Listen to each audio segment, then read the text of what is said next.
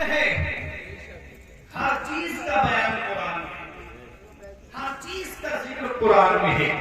اتنا علم ہونا چاہیے، صلاحیت ہونی چاہیے، قابلیت ہونی چاہیے کہ ہم قرآن سے وہ رموز و اسباب کو تلاش کر سکیں. حضرات اب بتا دوں میں آپ کو، آج امریکہ جو اتنا بڑا دعویٰ کرتا ہے کہ یہ جو لوگ چاند پر گئے ہیں کہ ہماری تحقیق ہے.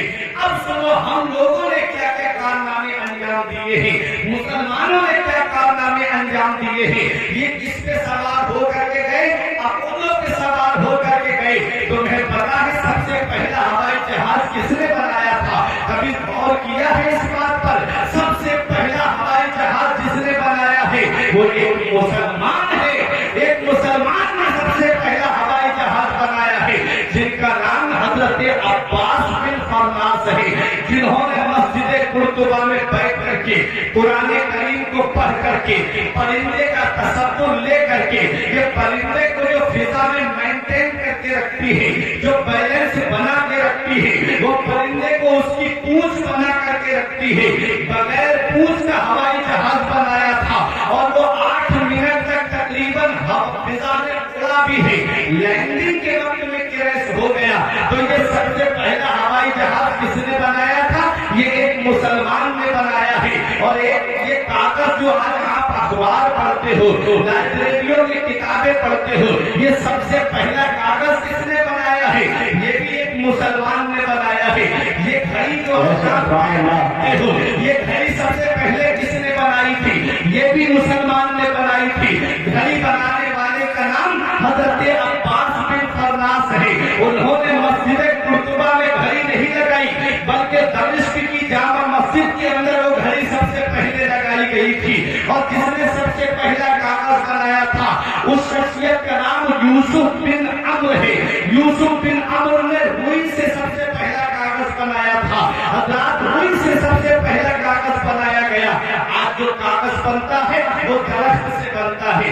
درخت کے گولے کاٹے جاتے ہیں، اسے مشین میں ڈالا جاتا ہے، اس کا بعد اس کو باریک پیس دیا جاتا ہے، کیمیکل ڈالا جاتا ہے، پھر اس سے کاغذ بنایا جاتا ہے.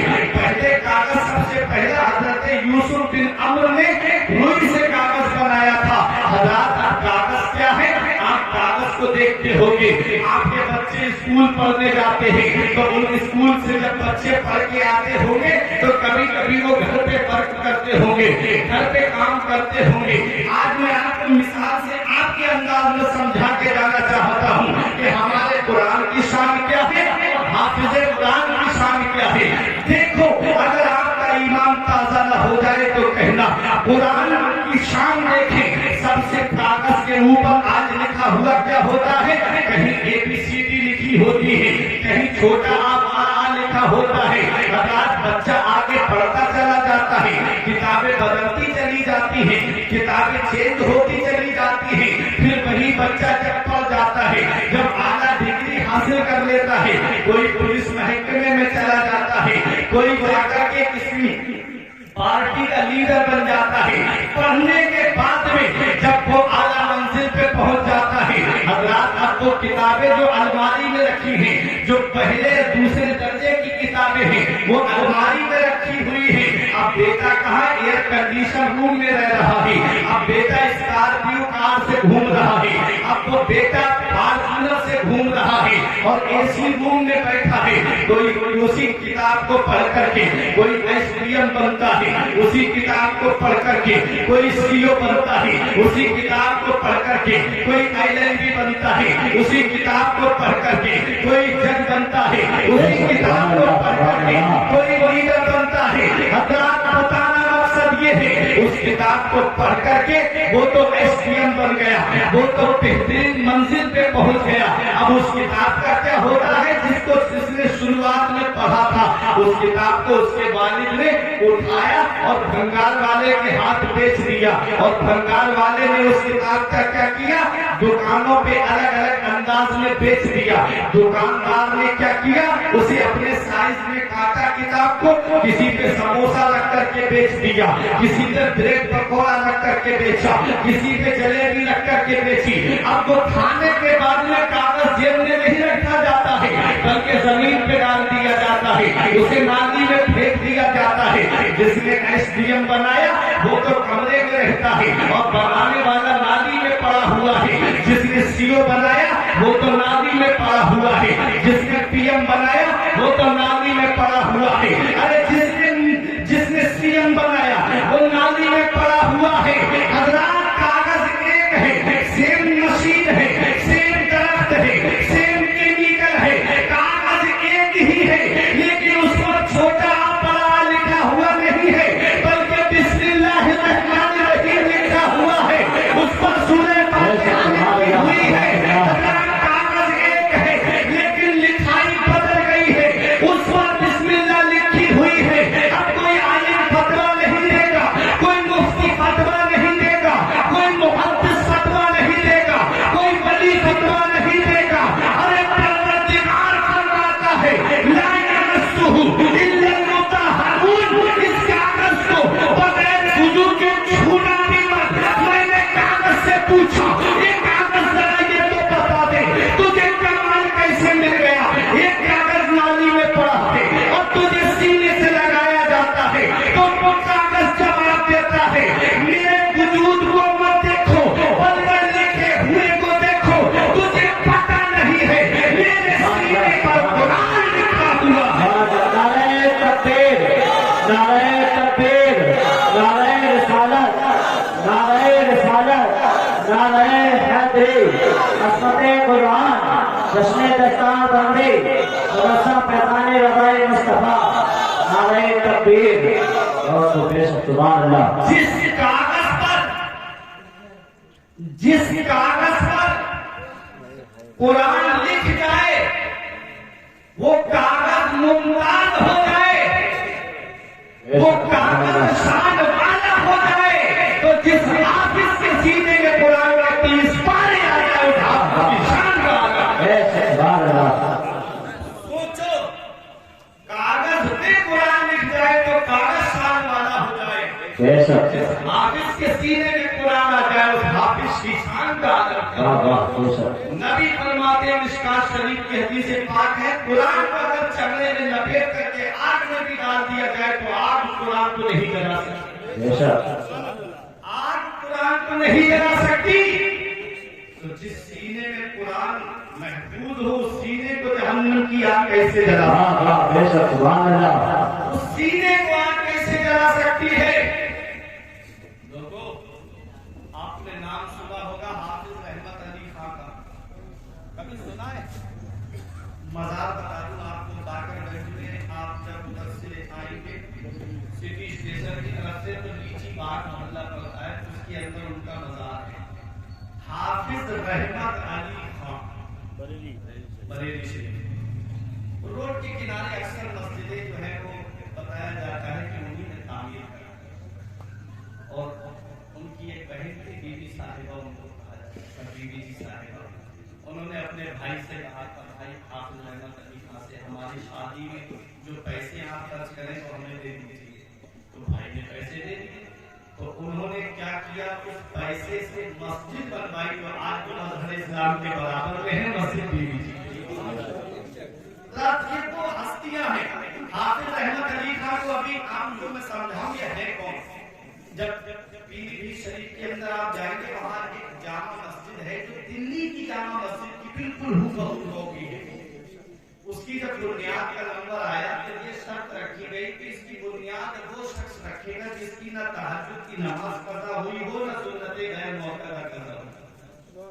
سنت غیر موقعہ جو عصر کی نماز میں اور عشاء کی نماز میں ہے, جس کے بارے میں مسئلہ یہ ہے کہ اگر وقت ہے تو پڑھ لو, اور اگر کسی نے نہیں پڑھی تو وہ گناہ گار نہیں ہوگا, لیکن عادت بنانا گناہ ہے. آدمی چھوڑتا ہی چلا جائے, اس کی عادت بنا لے تو یہ گناہ ہے. تو یہ شرط رکھی کہ جس کی سنت غیر موقعہ قضا نہ ہوئی ہو, تہجد کی نماز قضا نہ ہوئی ہو, وہ اس مسجد کی بنیاد رکھے. سب پیچھے ہٹ گئے. بڑے متقی پرہیزگار لوگ موجود تھے. اپنے وقت کے نواب حافظ رحمت علی خان کے بڑے آج میرا راز کھل گیا, میں ہی وہ شخص ہوں جس کی تہجد کی نماز قضا ہے. یہ وہ حافظ رحمت علی خان ہے جو قرآن کے حافظ تھے. اور جنگ آزادی میں جان شہادت نوش کیا ہے۔ اس ہندوستان کو آزاد کرانے میں مسلمانوں نے وہ قربانیاں پیش کی ہیں، اگر وہ قربانیاں آپ کے سامنے رکھ دی جائیں تو آپ کی آنکھوں سے آنسو نکل پڑیں گے۔ تاریخ بتا دی، پھر بھی ہم سے یہ گلا ہے کہ وفادار نہیں۔ ہم وفادار نہیں تو تو بھی تو دلدار نہیں۔ ہم نے دیکھا ہے آج بھی دہلی میں انڈیا گیٹ پہ جا کر کے دیکھو 76,000 سے زیادہ مسلمانوں کے نام آج بھی جنگ آزادی میں جان شہادت نوش کرنے والے غیر منتشر ہندوستان پاکستان برباد نہیں ہوا تھا تو ایک انگریز کا کہنا ہے کہ لاہور کی مسجد کے اندر 80 سے زیادہ گردنیں علماء کرام کی لٹکی ہوئی تھی سولی کے اوپر۔ مولانا کفایت اللہ کافی رحمہ کو مراد آباد کے چوراہے میں انگریزوں نے سولی پہ چڑھا کر پھانسی پہ چڑھنے سے پہلے لکھ کر کے گئے تھے کہ کوئی گل باقی رہے گا نہ چمک رہ جائے گا، بس رسول اللہ کا دین حسن رہ جائے گا۔ سبھی لوگ باہر ہوئے ہیں، کوئی دم کے چہچہے گلشن اڑ جائیں گی، سونا چمک رہ جائے گا۔ سات رسول کم خواب کی پوشاک پہ آزاد ہو، اس طرح بے جان پر خاکی کفن رہ جائے گا۔ جو پڑے گا صاحب دولت کے اوپر ضرور آگ سے محفوظ اس کا نظر رہ جائے گا۔ ان کو پھانسی کے پھندے پہ چڑھا دیا گیا۔ مولانا علامہ فضل حق خیر آبادی دہلی کی جامع مسجد سے انگریزوں کے خلاف جہاد کا انہوں نے فتویٰ دیا تھا، خطاب کرتے تھے، تقریر کرتے تھے، غیر مسلم گھروں سے نکل کے کہتے تھے اس مسجد کے اندر روزے کھول دو تاکہ ہم دیکھ لیں وہ کون مجاہد ہے جس نے ہمارے بدن کی آزادی کے لیے آواز کو اٹھایا۔ مسلمانوں کی قربانیاں آخری مغل بادشاہ بہادر شاہ ظفر کو جب دلی کے لال قلعے سے انگریزوں نے گرفتار کیا تھا تو ایک انگریز کا کہنا ہے جب ان کو لے کے ہم چل رہے تھے ان کو رنگون کالا پانی بھیج دیا گیا تھا دونوں میاں بیوی کو۔ تاریخ آپ کے اتہاس سنتے رہتے ہوں گے آپ، بتانا مقصد یہ ہے کہ میں جنگ آزادی کی بات کر رہا ہوں۔ جب بہادر شاہ ظفر کو لے کے جا رہے تھے تو انگریز کہتا ہے چاندنی چوک میں درخت کے اوپر کوئی بھی لٹکنے والی شاخ ایسی نہیں تھی جس پر کسی عالم کی گردن نہ لٹکتی۔ یہ قربانیاں پیش کی ہے عالموں نے، تب کہیں جا کر کے یہ ہندوستان سونے کی چڑیا بنا ہے، تب کہیں جا کر کے یہ ہندوستان آزاد ہوا۔ 15,000 سے زیادہ عالموں نے اپنی قربانی پیش کی ہے جنگ آزادی کے لیے۔ اور تب تک انگریزوں نے دعویٰ بھی کیا تھا اس ہندوستان کے جب تک کہ شیر میسور ٹیپو سلطان کو ان لوگوں نے شہید نہیں کیا۔ ٹیپو سلطان کو جب شہید کیا اور ان کے اوپر اور لوگوں کے جسم گر گئے تھے تو انگریزوں نے جسم ہٹا کے دیکھا تو پہچان نہیں کر پا رہی تھی، تو ان کی بہن نے ان ہاتھ کی انگلی سے پہچان کی تھی، کہا تھا کہ ہاں یہ میرے بھائی ٹیپو سلطان ہے۔ تب انگریزوں نے ان کے سینے پر پیر رکھ کر کے کہا تھا آج سے آدھا ہندوستان ہمارا ہو گیا۔ جب تک شیر محسوس باقی تھے کسی انگریز کی ہمت نہیں تھی جو کہتے تھا کہ ہندوستان کے ہمارا، یہ ہماری قربانیاں ہیں، ہمارے اسلاف نے قربانیاں دی ہیں۔ انہیں قربانی دینے والوں میں ایک قربانی حافظ احمد علی خان کی بھی ہے۔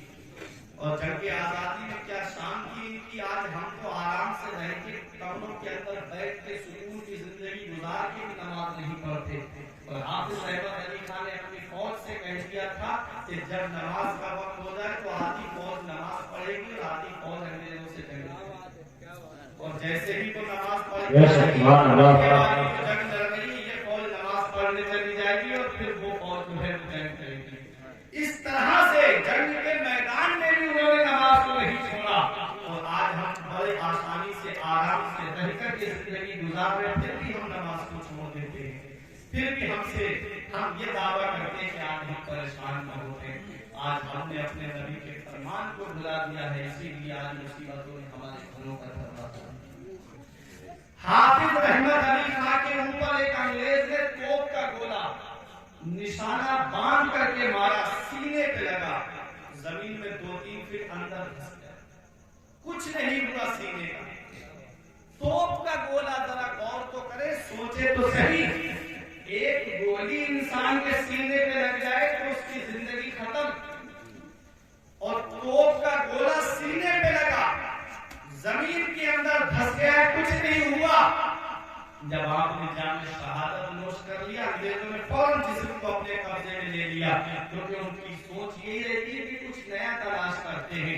उन्होंने जिस्म को कब्जे में लेकर के आपके कुर्ते शरीफ के बटन खोल के देखने लगे और आपस में कहने लगे कि कौन सी जैकेट पहनी है कि तोप का गोला इसके सीने पे कुछ असर नहीं कर गया, ऐसा कौन सा लिबास इसने पहना है कि तोप के गोले का इसके सीने पर असर नहीं हुआ। बताना मकसद ये है, किसी मुसलमान की चंद सांसें चल रही थी, उसने कहा क्या देख रहे हो, कहा हमने तोप का गोला निशाना बांध करके हाफिज रहमत अली खान के सीने पे मारा है। वो तोप का गोला जो बस्ती में गिर जाए तो बस्तियां उजाड़ दे, जो मोहल्ले में गिर जाए तो मोहल्ले तबाह कर दे, जो शहर में गिर जाए तो नस्लें खत्म कर दे, जो अगर किसी कस्बे में गिर जाए तो कस्बे का नामो निशान जमीन से मिटा दे। वो तोप का गोला हाफिज रहमत अली खान के सीने पर लगा और अगर कुछ भी नहीं हुआ तब मुसलमान ने कहा अरे इनके सीने का कुछ नहीं हो सकता, इसलिए कि ये किसी दुनियावी किताब के हाफिज नहीं थे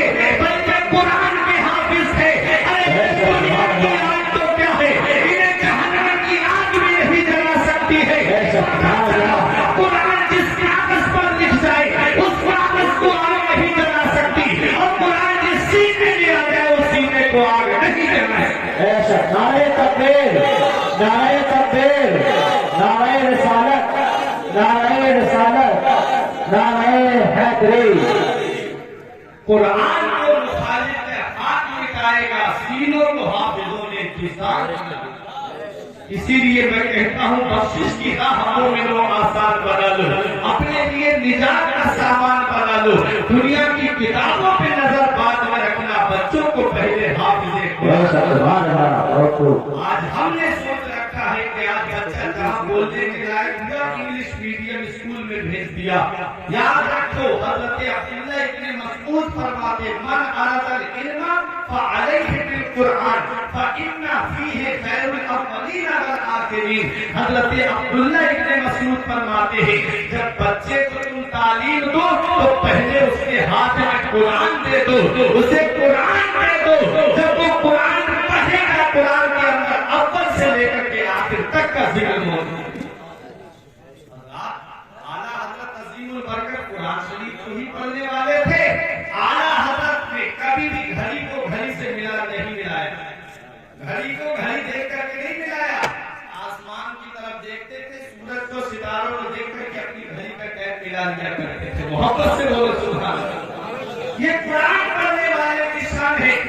और एक दिन हजरत अब्दुल कादिर बदायूनी अलैहिर्रहमान गए बरेली शरीफ में, आला हजरत अजीमुल बरकत का इंतजार कर रहे थे। फजर की नमाज में काफी देर हो गई, काफी देर हो गई। लोग समझे कि अब सूरज निकल आया है। आला हजरत तेजी के साथ आ रहे थे। उन्होंने सोचा कि देखें आला हजरत तेजी के साथ आ रहे हैं, उनका मस्जिद में दाहिना कदम आता है कि बाएं कदम आता है। होता है कभी तेजी में होते आदमी ध्यान नहीं देता है, लेकिन वो आला हजरत अजीमुल बरकत थे, उनके तकवे का जवाब नहीं, उनके फतवे का जवाब नहीं, उनकी शान का जवाब नहीं। अल्लामा अब्दुल कादिर बदायूनी फरमाते हैं मैंने देखा आ रहे थे बड़ी तेजी के साथ, जैसे ही मस्जिद के दरवाजे पर आए फौरन अपना दाहिना कदम मस्जिद में और आला हजरत जिस सब पे कदम रख रहे थे दाहिना कदम आगे जा रहा था। अल्लाह अकबर, मुसल्ले पे भी दाहिना कदम पहुंचा और फजर की नमाज पढ़ाई। उसके बाद में लोग समझने लगे शायद अब सूरज निकल चुका होगा, तो आला हजरत फरमाते हैं अभी सूरज निकलने में इतने मिनट बाकी। लोगों ने जब घड़ी में देखा और उसके बाद देखा तो उतने मिनट के बाद ही सूरज निकला। ये आला हजरत की शान है। कुरान पढ़ने वाले थे, कुरान में हर चीज का बयान मौजूद है। अब एक चीज और बताते, आला हजरत की कुरान पढ़ने वाले थे, इसलिए बता रहा हूं कि कुरान में हर चीज का बयान मौजूद है। जब जौनपुर के अंदर चीनी मिल लगा ना, शुगर मिल, तो उस मिल के लोगों ने ये अफवाह फैला दी थी, मुसलमानों के दरमियान ये फैला दिया कि उसके अंदर खिंजीर की, शुगर के अंदर यानी चीनी के अंदर खिंजीर की चर्बी मिलाई जाती है। मुसलमानों ने हाथ खड़े कर लिए, हमने खाई थी चीनी, और गैर मुस्लिमों ने ये जाकर के अफवाह फैला दी कि उसके अंदर गाय की चर्बी मिला दी जाती है। तो उन्होंने भी ہاتھ کھڑے کر دیا، بات اعلیٰ حضرت کے پاس میں استفتاء پہنچا، فتویٰ پہنچا کہ حضور آپ جواب دیجیے۔ اعلیٰ حضرت نے فرمایا میں ایسے جواب نہیں دوں گا۔ اعلیٰ حضرت گئے شوگر میل کے اندر اور جا کر کے وہاں مشاہدہ کیا، دیکھا سب طرف جا کر کے، اور وہاں کے مینیجر سے پوچھا کیا ایسا تم کرتے ہو؟ اس نے کہا نہیں مہاراج ہم ایسا نہیں کرتے ہیں، آپ دیکھ لیجیے ہم جو شوگر بنا رہے ہیں، جو چینی بنا رہے ہیں، آپ اس کا مشاہدہ کر لیجیے۔ اعلیٰ حضرت گئے اور شوگر میل کا مشاہدہ کیا، دیکھا جا کر کے، آپ آئے اور آ کر کے اس کے چیمبر میں بیٹھے اور فرمایا کہ میں دیکھ دوں گا کہ ایسا کچھ نہیں ہے، نہ خنزیر کی چربی ملتی ہے اس میں اور نہ گائے کی چربی ملتی ہے اس میں جا کر کے لکھ لوں گا، لیکن ایک مشورہ دے کے جانا چاہتا ہوں۔ بڑے بڑے انجینئر موجود تھے، بہت بہت بڑے انجینئر وہاں بیٹھے ہوئے تھے۔ اعلیٰ حضرت فرماتے ہیں میں ابھی شوگر میل کے اندر گیا، میں نے دیکھا چینی پیلے رنگ کی تھی اور چینی میٹھی موٹی بہت تھی۔ آپ نے فرمایا اگر اس بولٹ کو ڈھیلا کر دیا جائے اور آگ کا تاپمان کم کر دیا جائے تو یہ چینی باریک بھی ہو جائے گی، سفید بھی ہو جائے گی۔ انجینئروں نے کہا ارے حضور اگر اس بولٹ کو ڈھیلا کر دیا تو مشین پھٹ جائے گی، حضور چینی تو کیا آگ لگ جائے گی مشین میں۔ اعلیٰ حضرت فرماتے ہیں کر کے تو دیکھو، جب ان لوگوں نے اس بولٹ کو ڈھیلا کیا، تاپمان کو کم کیا، تو تاریخ بتاتی ہے جیسا اعلیٰ حضرت نے فرمایا تھا کہ چینی باریک بھی ہو گئی اور چینی سفید بھی ہو گئی۔ سبحان اللہ، نعرہ تکبیر، نعرہ رسالت، جشن دستار بندی۔ کسی کالج میں تو نہیں گئے تھے، کسی یونیورسٹی میں تو نہیں گئے تھے، صرف قرآن پڑھا تھا اعلیٰ حضرت نے۔ انجینئر قدموں پہ گر کے کہتے ہیں کہ جب بریلی کے احمد رضا خان کے علم کا یہ عالم ہے تو مدینے والے مصطفیٰ کے علم ہے کیا ہے؟ جب ان کے قدم پر دیتے ہیں شاہان زمانہ کی جھولی، محتاج کا جب یہ عالم ہے، مختار کا عالم کیا ہوگا؟ چاہے تو اشاروں سے اپنے کایا ہی پلٹ دے، دنیا کی یہ شان ہے ان کے غلاموں کی سردار کا عالم کیا ہے؟ قرآن جس سینے میں آ جائے وہ سینہ جو ہے وہ جہنم کی آگ سے محفوظ ہو جاتا ہے، بشرط کے قرآن کے عمل کرنے والا۔ حدیث پاک میں ہے نبی فرماتے جو قرآن کو پڑھے اور اس کے حلال کو حلال جانے اور اس کے حرام کو حرام جانے تو وہ اپنے عزیزوں میں، گھر والوں میں 10 ایسے لوگوں کی شفاعت کرائے گا کہ جن کے اوپر جہنم واجب ہو چکی ہے، جن کے لیے ٹکٹ کر چکا ہوگا کہ یہ جا کر جہنمی جہنم میں جائیں گے، لیکن وہ حافظ قرآن، جو قرآن قاری قرآن، جو قرآن کا پڑھنے والا ہے، اس پہ عمل کرنے والا ہے، قرآن کے فرامین پہ عمل کرنے والا ہے، تو قرآن کا حافظ 10 ایسے لوگوں کی شفاعت کرائے گا میدان محشر میں کہ جن کے اوپر جہنم واجب ہو چکی ہوگی۔ اب گھر والے اپنے لیے خوش قسمتی سمجھیں اسے کہ جنہوں نے اپنے بیٹے کو حافظ قرآن بنایا، دادا خوش قسمتی سمجھے کہ انہوں نے پوتے کو حافظ قرآن بنایا، نانا خوش قسمتی سمجھے کہ نواسے کو حافظ قرآن بنایا، چچا اپنے لیے خوش قسمتی سمجھے کہ بھتیجے کو حافظ قرآن بنایا، تاؤ اپنے لیے خوش قسمتی سمجھے کہ انہوں نے بھتیجے کو حافظ قرآن بنایا۔ حضرات کو پتا چلا 10 ایسے لوگوں کی شفاعت کرائے گا جن کے اوپر جہنم واجب ہو چکی ہوگی۔ اور حافظ قرآن کی شان کیا ہے، حافظ قرآن کا مقام کیا ہے؟ حدیث پاک سنو، نبی ارشاد فرماتے ہیں یقال لصاحب القرآن اقرا وارتقی ورتل کما كنت ترتل فی الدنیا فإن منزلک عند آخر آیت تقرؤها۔ حضرات یہ مشکات شریف کے اندر حدیث موجود ہے۔ حافظ قرآن کی شان دیکھو، نبی فرماتے ہیں یقال لصاحب القرآن، اللہ قیامت میں حافظ قرآن سے ارشاد فرمائے گا، اللہ حافظ قرآن سے فرمائے گا کیا؟ اقرا، قرآن کی تلاوت کر، ورتل اور ٹھہر کے پڑھ، تجوید کے ساتھ پڑھ، کما بولتا ترتل فی الدنیا، جیسے کہ دنیا میں قرآن کی تلاوت کرتا تھا ایسے ہی آرام سے پڑھ۔ قرآن کو جلد بازی نہیں پڑھنا چاہیے، ٹھہر کے پڑھنا چاہیے، آرام سے پڑھنا چاہیے۔ نبی فرماتے ہیں اللہ قیامت میں حافظ قرآن سے فرمائے گا کہ تو قرآن کی تلاوت کر، اور تجوید کے ساتھ پڑھ، ٹھہر ٹھہر کے پڑھ۔ فَإِنَّ مَنزِلَكَ عِنْدَ آخِرِ آیَةٍ تَقْرَؤُهَا، بے شک تیری منزل، بے شک تیرا ٹھکانہ میری جنت میں تیری آخری آیت ہوگا۔ سمجھا دوں؟ اور دیکھو حافظ قرآن کی شان، حافظ قرآن پڑھے گا بسم اللہ الرحمن الرحیم، جنت میں عام لوگوں سے ایک درجہ بلند ہو جائے گا، پڑھے گا الحمدللہ رب العالمین، دوسرا درجہ بلند ہو جائے گا، پڑھے گا الرحمن الرحیم، تیسرا درجہ بلند ہو جائے گا۔ علماء کرام فرماتے ہیں پورے قرآن کے اندر 6666 آیتیں موجود ہیں۔ جس حافظ کو تم توحید کی نظر سے دیکھتے ہو، جن عالم کو تم توحید کی نظر سے دیکھتے ہو، جن طلبا کو تم ہدایت کی نظر سے دیکھتے ہو، ان کا مقام یہ ہوگا، ان کی شان یہ ہوگی کہ وہ عام آدمی سے جنت میں 6666 درجے بلند ہو۔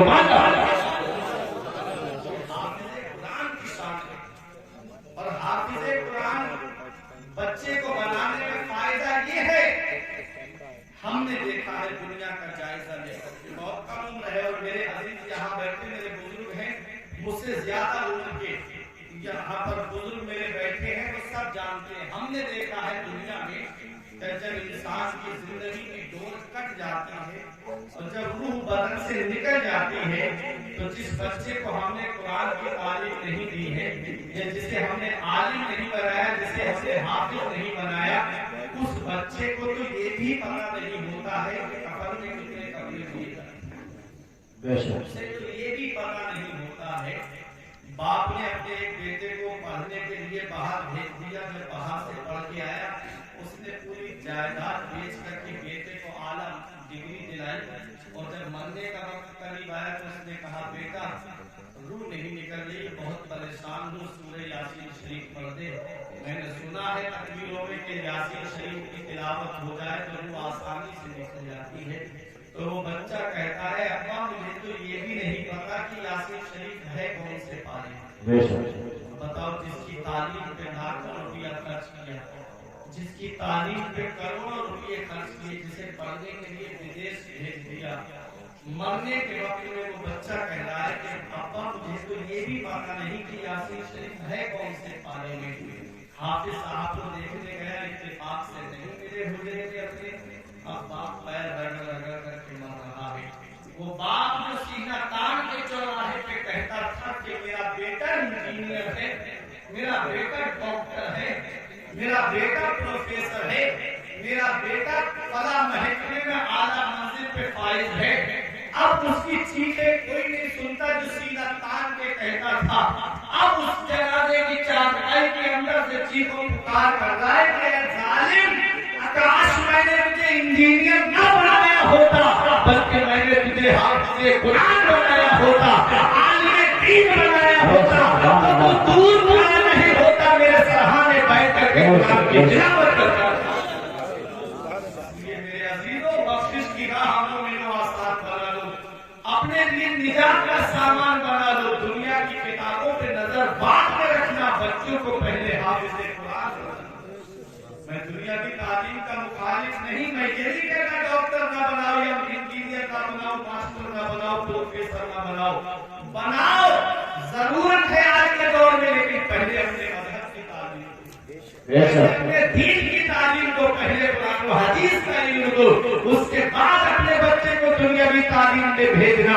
جب بچہ عالم ہوگا، حافظ ہوگا، تو وہ دور کھڑا نہیں ہوگا، بلکہ سرہانے بیٹھ کر کے قرآن کی تلاوت کرنا۔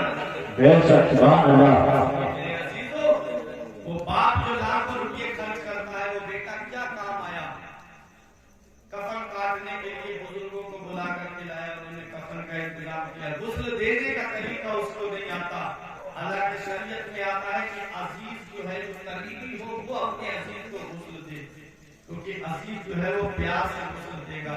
اس وقت میت کے جسم کا ایک ایک عضو ڈوبتا ہے، تو اس کو تو یہ بھی پتا نہیں کہ غسل کیسے کیا جاتا ہے۔ ہم نے دیکھا ہے جنازے کا جب وقت آتا ہے تو امام صاحب کھڑے ہوتے ہیں کہ بھائی اجازت دو، اجازت دو، ہوتا ہے کہ نہیں ہوتا؟ وہ دور کھڑا ہے، رومال سر پہ कहता है हाँ पढ़ाओ मौलाना साहब, नमाज पढ़ाओ।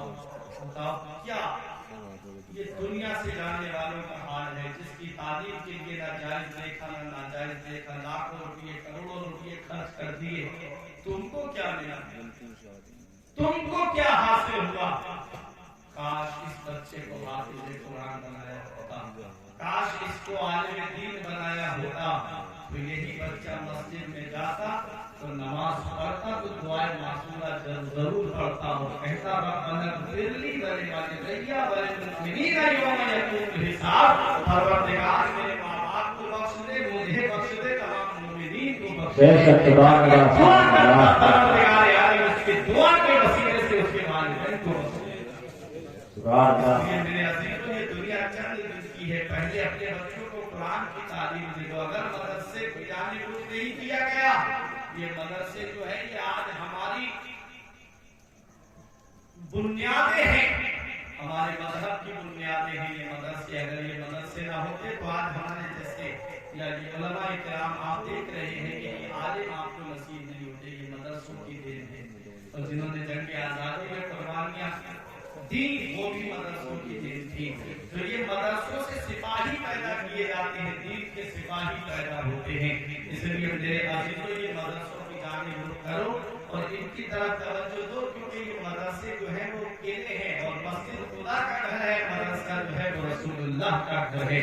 मस्जिद के अंदर क़ाल अल्लाह का दर्स होता है और मदरसे के अंदर जो है क़ाल रसूल का दर्स होता है। अब आप जो मदरसों की जानिब रुख करो, अपने बच्चों को मदरसों की जानिब भेजो, मदरसों में पढ़ने के लिए भेजो।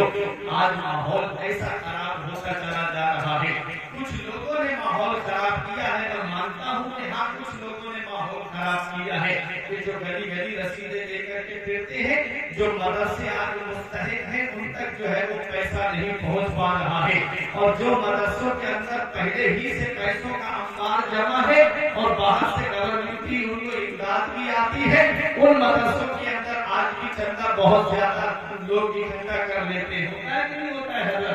लेकिन जिन मदरसों को आज जरूरत है वहां तक पैसा नहीं पहुंच पाता। इसलिए मेरे अज़ीज़ों अगर हर बस्ती वाला अपनी बस्ती के मदरसे को अगर सदका फित्र के जरिए या विलाय शरीफ करके ज़कात के जरिए या उश्र के जरिए अगर मदरसे का ख्याल रख लिया जाए तो मैं कहता हूँ कि एक बस्ती के अंदर एक मदरसा बड़े आराम से चल सकता है। और कुछ पहले तो ऐसा होता था, बादशाहों के दौर में जब मुगल सल्तनत थी तो कुछ जमीनें जो है वो मदरसों के नाम कर दी जाती थी, मस्जिदों के नाम कर दी जाती थी, उनसे जो भी अनाज पैदा होता था उससे उसकी तामीर और तरक्की में पैसा लगाया जाता था। अब तो वो दौर नहीं है, लेकिन क्या है कि हम अपने पैसे से मदरसों की इमदाद नहीं कर सकते, कि हम अपने पैसों से मदरसों की तरफ तवज्जो नहीं कर सकते। कतरा कतरा दरिया की शबद, कतरा कतरा दरिया हो जाता है और दरिया दरिया मिलकर के समंदर हो जाता है। अगर थोड़ी थोड़ी भी हम मदद कर दें, आज हम बताना चाहते हैं अगर दुकानों के अंदर मदरसे के सिर्फ गुल्लक रख दिए जाएं और इंसान हर दिन उसमें थोड़े पैसे डालता रहे तो एक मुदर्रिस की तनख्वाह एक महीने में मैं कहता हूँ कि आराम से निकल जाएगी। लेकिन होता क्या है, हम होटलों में जाकर के तो वेटरों को तो टिप दे के पैसा बर्बाद कर देंगे, चौराहों पे जाकर के गगन और गुटके में तो पैसा बर्बाद कर देंगे, इधर उधर बैठ करके पैसे को तो हम खर्च कर देंगे, लेकिन दीनी तालीम पे हम पैसा खर्च नहीं करेंगे, दीनी तालीम पे हम पैसा खर्च नहीं करेंगे। अल्लाह अकबर, ये मदरसे जो है ये आज हमारे किले हैं, इन मदरसों की तरफ रुख करो। हज़रात बताना मकसद ये है कि कुछ लोगों ने माहौल खराब किया है, लेकिन कुछ मदरसे हैं कि जहाँ आज भी इमदाद की जरूरत है, जहाँ से हाफिज़ कुरान पैदा होते हैं, जहाँ से आलिम दीन कौम को दिए जाते हैं, जहाँ से तालीम कुरान कौम को दिए जाते हैं, ऐसे मदरसों की तरफ तवज्जो दो। हमने देखा है आज अगर आलिम से बात करेगा मेरा भाई तो वो सोचता है कि आलिम से बात करूंगा तो इनको कहीं रसीद न काट के दे दे, कहीं ये मुझसे चंदा न मांग ले। हाँ, लोगों ने ये माहौल बना रखा है कि आलिम से बात करने का मतलब है कि वो रसीद काट देगा, आलिम से बात करने का मकसद है कि वो कहीं चंदा न मांग ले। याद रखो प्यारे मुसलमानों, हमारे कुछ लोगों ने भी माहौल खराब किया لیکن ہوتا کیا ہے، ہوا یوں کہ وہ رسید لے کے روڈ پہ اس لیے نکلے کہ جب وہابیوں نے سعودیہ ریال کے اوپر جب ایک ایک مہینے میں 2 منزلہ عمارت تیار کر دی تو ان کے مدرسے میں کہیں میری قوم کے بچے نہ چلے جائیں، کہیں میرے بچوں کا ایمان خطرے میں نہ پڑ جائے، کہیں میری قوم کے بچوں کا ایمان نہ لوٹ لیا جائے ان کے مدرسے میں، اس لیے میری قوم کا عالم نکلا ہے تاکہ بچے میرے سنیوں کے سنی مدرسے میں پڑھتے رہے، تاکہ میری قوم کے بچے اس مدرسے میں پڑھتے رہے، اس لیے وہ رسید لے کر کے باہر نکلا۔ عید کے دن تمہارے بچے سوئی کھائیں اور عالم جا کر کے صدقہ فطر اکٹھا کرتا پھرے، بقرعید کے دن تمہارے بچے گوشت کھائیں اور عالم جا کر کے قربانیوں کی کھالیں اکٹھی کرتا پھرے، عید رمضان کے مہینے میں تم سحری کھا کر کے افطار کر کے تراویح کی نماز پڑھ کے آرام سے سو جاتے ہو اور عالم بمبئی کے سیٹوں کے گھروں کے چکر لگاتا ہے۔ ایک ہی درد ہے نا کہ رسول اللہ کی درسگاہ آباد رہے، رسول اللہ کا مدرسہ آباد رہے۔ یاد رکھو بسولی والوں، اپنے لیے مانگنا ذلت ہے، مدرسے کے لیے مانگنا باعث عزت ہے۔ سبحان اللہ، نعرہ تکبیر، نعرہ رسالت، مدرسہ فیضان رضائے مصطفیٰ، نعرہ تکبیر۔ مدرسوں سے حافظ قرآن پیدا ہے، حافظ قرآن کی شان میں نے آپ کو بتا دی۔ اب آخری بات سن لو قرآن کی حدیث پاک کی روشنی میں، کوئی بھی بات ادھر ادھر کی میں ہنسی مذاق کا قائل نہیں ہوں، میں چاہتا ہوں ممبر رسول سے ہنسی مذاق کے جملے نہ کہے جائیں کیونکہ اس کا تقدس، اس کی حرمت کو برقرار رکھنا چاہیے۔ نبی فرماتے ہیں، حدیث پاک کے الفاظ ہیں، نبی فرماتے ہیں القرآن شافع المشفع، قرآن قیامت میں شفاعت کرے گا۔ نبی فرماتے ہیں قرآن قیامت میں شفاعت کرے گا، مشفع اور قرآن کی شفاعت قبول کی جائے گی۔ قرآن نے جس کے تعلق سے شفاعت کر دی، حدیث پاک کے الفاظ ہیں وَمَنْ جَعَلَهُ أَمَامَهُ قَادَهُ إِلَى الْجَنَّةِ، قرآن کو جس نے آگے رکھا، یعنی آگے رکھنے کا مطلب جس نے قرآن کے فرمان پر عمل کیا، فرامین پر عمل کیا، قرآن اس کو جنت میں لے جا کے چھوڑے گا۔ قَادَهُ إِلَى الْجَنَّةِ، قادہ ہی سے قائد بنا ہے، قرآن اس کو جنت میں لے جا کے چھوڑے گا۔ جس نے قرآن کو آگے رکھا، اپنی زندگی قرآن کے دائرے میں گزاری۔ قرآن کے دائرے میں گزارنے کا مطلب کیا ہے؟ قرآن کے دائرے میں زندگی گزارنے کا مطلب یہ ہے کہ قرآن نے کہا ہے لعنت اللہ علی الکاذبین، جھوٹوں پر اللہ کی لعنت ہے۔ انسان جھوٹ نہ بولے، قرآن کے فرمان پہ عمل کرے۔ قرآن کہتا ہے وَزِنُوا بِالْقِسْطَاسِ الْمُسْتَقِيمِ، جب بھی تولو تو برابر تولو، یعنی کسی کو کم تول کر کے مت دو، ہمیشہ سیدھی برابر ترازو کے ساتھ تول کر کے دو۔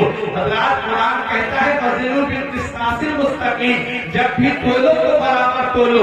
اس فرمان پر عمل کرو گے تو قرآن قیامت میں تمہاری شفاعت کرے گا۔ حضرات قرآن کہتا ہے کوئی قوم کسی قوم کا مذاق نہ اڑائے، ہو سکتا ہے جس کا تم مذاق اڑا رہے ہو وہ رب کی بارگاہ میں تم سے بہتر ہو۔ حضرات تو ہمیں کسی کا مذاق نہیں اڑانا چاہیے۔ جو قرآن کے اس فرمان پر عمل کرے گا قرآن ان کی قیامت میں شفاعت کرے گا۔ قرآن کہتا ہے اے ایمان والوں وہ باتیں کیوں کہتے ہو جو خود کرتے نہیں ہو؟ جب پتا چلا ہمیں وعدہ خلافی نہیں کرنا چاہیے، ہمیں ہمیشہ وہ بات کہنا چاہیے جس پر ہمارا خود کا عمل ہو۔ جب اس حال میں ہم زندگی گزاریں گے تو قرآن قیامت میں ہماری شفاعت کرائے گا۔ نبی فرماتے وَمَنْ جَعَلَهُ أَمَامَهُ قَادَهُ إِلَى الْجَنَّةِ، جو قرآن کو اپنے سامنے رکھتا ہے، جو قرآن کے فرمان پہ عمل کرتا ہے، قرآن اس کو جنت میں لے جا کے چھوڑے گا۔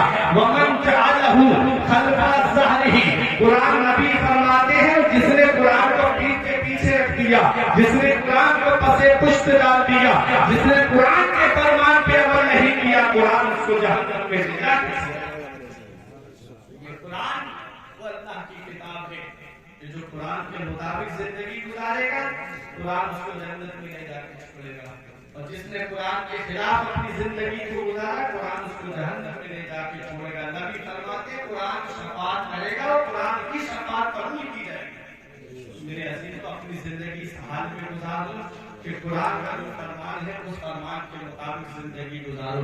कुरान पैगाम देता है अकीमुस सलात व आतुज़ ज़कात, नमाज को कायम रखो, ज़कात को अदा करो। कुरान पैगाम देता है रमजान शरीफ के रोजे रखो। कुरान पैगाम देता है जो साहिब इस्तिताअत है उनके लिए हज करना फर्ज है तो हज को जाओ। कुरान पैगाम देता है कि सबसे बेहतर खर्चा वो है जो माँ बाप को दिया जाए। हमको चाहिए कि कुरान के फरमान पे अमल करें, हमको चाहिए कि कुरान के फरमान पे अमल करें। जब हम कुरान के फरमान पे अमल करेंगे तो कुरान हमारी समाज कयामत के दिन कराएगा और कुरान हमको जन्नत में ले जाएगा। कुरान के फरमान पे अमल करो। मदरसे से मदरसा, फैजान रज़ाए मुस्तफा, अल्हम्दुलिल्लाह नाम कितना प्यारा है, रज़ाए मुस्तफा। मुस्तफा रज़ा भी कह सकते हैं, रज़ाए मुस्तफा भी कह सकते हैं। तरकीब इकलाबी है, मुस्तफा की रज़ा, मदीने वाले मुस्तफा की रज़ा है। कितना प्यारा मदरसे का नाम है। उससे बच्चों ने कुरान करीम को हिफ्ज़ किया है। परवरदिगार से मैं तो यही दुआ करता हूँ मेरे मौला, इस मदरसे से अभी 2-3 बच्चों ने कुरान को हिफ्ज़ किया है। मौला वो दिन भी बिसौली वालों को दिखा दे कि इससे 10-10, 12-12, 15-15 हाफ़िज़ कुरान मोहब्बत से आमीन कह दीजिए। आमीन। 40 लोग होते वहाँ उनमें एक अल्लाह का ऐसा भी बंदा होता है जिसकी दुआ अल्लाह कबूल करता है। आप कहते हैं आमीन। मदरसे मदीने वाले मुस्तफा ने फरमाया है कि जब बस्ती में गुनाह ज्यादा होते हैं तो अल्लाह ताला अज़ाब से फरिश्ते हदीस का तर्जुमा करूं तो वक्त काफी होता जा रहा है, मुझे लग रहा है। तो अज़ाब के फरिश्ते तकरीबन 1.5 घंटे के करीब मुझे बोल जा रहा है। अज़ाब के फरिश्ते अल्लाह ताला भेजता है उस बस्ती के ऊपर। हदीस पाक में है मदीने वाले मुस्तफा ने फरमाया छोटे छोटे बच्चे सीने से यस्तंदल कुरान और कुरान शरीफ या पहला पारा दूसरा पारा लगा करके मदरसे की तरफ पढ़ते जाते हैं। रब फरमाता है फरिश्तों इस बस्ती को अज़ाब मत देना जहां मेरे महबूब पे उतरने वाली किताब की तिलावत हो। अब जिस बस्ती में कुरान पढ़ा जाए, जिस बस्ती में कुरान की तिलावत और छोटे छोटे बच्चे पढ़ने के लिए जाए, उस बस्ती पे अज़ाब नहीं होता है। जहाँ पर हाफिज़े कुरान हिफ्ज़ कर रहे हो उस बस्ती के ऊपर अज़ाब कैसे होते हैं? इसलिए मेरे अज़ीज़ों मदरसे का होना खैर व बरकत की निशानी है, क्योंकि कुरान जिस बस्ती में पढ़ा जाता है उस बस्ती में अल्लाह खैर व बरकत आता है। और हदीस पाक में है कि कुरान जब कोई तिलावत करता है तो फरिश्ते उसके लबों को बसा देते हैं। जहाँ कुरान पढ़ा जाता है वहाँ अल्लाह की रहमत के फरिश्ते उतरते हैं। हज़रत हुसैन इब्न हुज़ैर नबी की बारगाह में आए और अर्ज़ करते हैं या रसूल अल्लाह, आज जब मैं अपने घर के अंदर कुरान की तिलावत कर रहा था तो मैंने क्या देखा कि मेरे मकान की छत से एक नूर निकला और आसमान से जाकर के मिल गया। या रसूल अल्लाह, मेरा घोड़ा बिचकने लगा, मेरा बच्चा पालने में खेल रहा था। मैंने सोचा कि कहीं ऐसा ना हो कि घोड़े के बिचकने की वजह से मेरे बच्चे को कोई तकलीफ पहुंच जाए। या रसूल अल्लाह, जब मैंने तिलावत बंद कर दी वो नूर की कतार खत्म हो गई। या रसूल अल्लाह, जब मैं कुरान की तिलावत करूं मेरा घोड़ा बिचकने लगे और आसमान से नूर की कतार मेरे घर में आ गई। या रसूल अल्लाह, ये मामला क्या है? तो मदीने वाले मुस्तफा इरशाद फरमाते हैं, ऐ मेरे सहाबी सुनो, जब कुरान पढ़ रहे थे तो आसमान से रब की रहमत के फरिश्ते उतर रहे थे और तुम्हारी तिलावत सुनने के लिए आसमान से रहमत के फरिश्ते उतर के आए थे। वो तुम्हारे घोड़े को नजर आ रहे थे, क्योंकि जिन्नात जो है वो जानवरों पर नजर आते हैं और फरिश्ते जो है वो गैरुस्सक़लैन यानी जिन्न और इंस के अलावा चीजों को नजर आते हैं। प्यारे मुसलमानों, बताना मकसद ये है कि जहाँ कुरान पढ़ा जाता है वहाँ अल्लाह की रहमत के फरिश्ते उतरते हैं, अल्लाह की रहमत के फरिश्ते नाज़िल होते हैं। हज़रत दाऊद अलैहिस्सलाम जब ज़बूर की तिलावत करते तो समंदर का पानी रुक जाता। जब ज़बूर की तिलावत करते तो परिंदे ठहर जाते और ज़बूर की तिलावत को सुनते, हवाएं रुक जाती ज़बूर की तिलावत को सुनती। अल्लाह ने ऐसा लहन अता फरमाया था, लहने दाऊदी हज़रत दाऊद अलैहिस्सलाम का बड़ा मशहूर है। जब ज़बूर की तिलावत करते ऐसा लगता कि सुनते चले जाओ, ऐसा लगता कि दाऊद अलैहिस्सलाम की तिलावत को सुनते जाए। परिंदे तिलावत सुनने के लिए।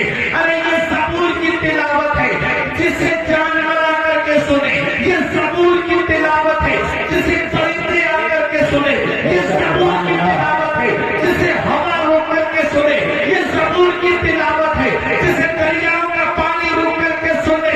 लेकिन वाह मेरे कुरान, तेरी अजमत का कोई जवाब नहीं, तेरी शान का कोई जवाब नहीं, तेरी बुलंदी का कोई जवाब नहीं, तेरे मकाम सुरैया का कोई जवाब नहीं। अरे जब कुरान की तिलावत होती है तो सिर्फ इंसान ही नहीं सुनता, जब कुरान की तिलावत होती है तो सिर्फ चरिंद परिंद नहीं सुनते, बल्कि अल्लाह की रहमत के फरिश्ते उतर करके सुनते हैं। ये कुरान की शान है। कुरान जिस घर में पढ़ा जाता है उस घर में अल्लाह की रहमत के फरिश्ते उतरते हैं। सुभान अल्लाह। नारे तकबीर, नारे रिसालत, नारे रिसालत, मदरसा फैज़ान रज़ाए मुस्तफा, जश्न दस्तार बंदी। जिस बस्ती में कुरान पढ़ा जाए उस बस्ती में बरकतें उतरती हैं, जिस घर में कुरान पढ़ा जाए उस घर में बरकतें उतरती हैं, जिस मोहल्ले में कुरान पढ़ा जाए उस मोहल्ले में रब की रहमतें उतरती हैं। इसलिए बख्शिश की राह मोमिनो आसान बना लो, अपने लिए निजात का सामान बना लो। दुनिया की किताबों पे नजर बाद में रखना, बच्चों को पहले हाफिज़े कुरान बनाना। दीनी तालीम तो अपने बच्चों को मदरसों की तरफ रुख कराओ, ताकि बच्चे जब आलिम बन जाएंगे, हाफिज बन जाएंगे, आखिरी बात सुने, अगर कोई ये चाहे कि मेरा नाम ना मिटे। बहुत अच्छी बात बता रहा हूँ अल्लामा इफ्तिखार साहब।